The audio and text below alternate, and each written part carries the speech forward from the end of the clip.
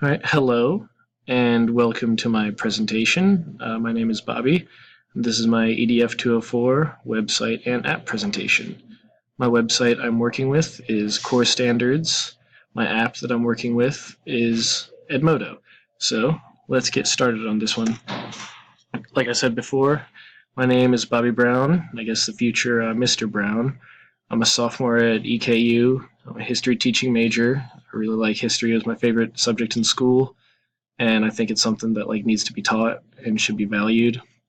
My ideal situation is to be placed in a public high school. I went to a public school. I like the feeling there. I like the way they work, so that's where I would like to end up. I don't really care too much for location, wherever I get a job. I run track at EKU, and I want to coach. That's something I like to do. That's something I think I can help kids out with, and maybe help out a future generation. I live in Kentucky now, obviously going to EKU, but I was born in Florida, and I lived most of my life there until high school.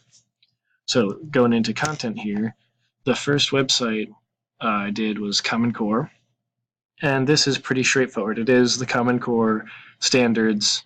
The website is filled with the Common Core standards for America. You can break it down state by state as a list of all of them, information for parents, how the standards are set, FAQs, and myths versus facts. I think they put the FAQs and myths versus facts because a lot of people don't like the standards. So a lot of it is justification. Some might like a myth would be that they are not internationally accredited, but a fact is that yes, they hold up internationally. Things like that. Any questions people might have about why the standards are there, why you have to do a cookie cutter, quote unquote, bit in schools, and so it's really an explanation for that and how it actually is something to help the students, not to hinder the students. How does it support their use of tech? You can read all that, but it's more for parents. It looks like there is a bar that says what parents should know, and I do think it could help students if they go through it and look through, but it is higher level. You wouldn't really show this to a lower middle school, definitely not elementary school. It's real wordy. It's the exact words of the standards, which teachers use and they write on their board. It's more for you to go through and check out what my kids are doing, what my son is learning in school, what my teachers are showing my kids, things like that. It is accessible to ELL. There's a button at the top that says, it's in Spanish, it says Padres para más información. It's like, if you want more information, click here. So they do make it accessible to anyone who speaks Spanish because there's a lot of those people like that in America. So that's really good. But it is more of a parental site, but students could, going through it wouldn't be bad for them. Next up, we have Edmodo. This is my app here. And Edmodo, you could call it the Facebook of education.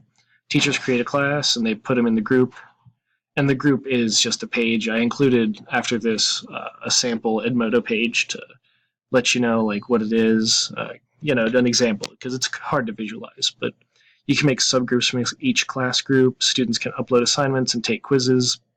It's a lot like Google Classroom, and I do believe this came up before Google Classroom, so it was really a precursor to that. All the quizzes are there, all the homeworks are there, and it does work like a social media. You make a post, people view the post, and people can respond to the post. So that makes it very good for accessibility and collaboration. And this is what I showed. This is what I was speaking about earlier. It's going to be set up just like your usual social media site. You put up the post, and this post could be an assignment for a class and things type that. It works with diverse students at grade level. It's good. It reminds students about the homework, and it really works to keep them on track. The gifted students, like I said, they can be commenting on their peers' works and really help them out. They can step up in this and give feedback that means something and can make other people's work better. Students with exceptionalities, this is a very organized site. So students who may have ADHD, ADD, it can help them stay organized. I don't know how much it would help out with more severe special needs students. But for little intellectual disabilities, I think this is a good tool because it'll help them really stay on track.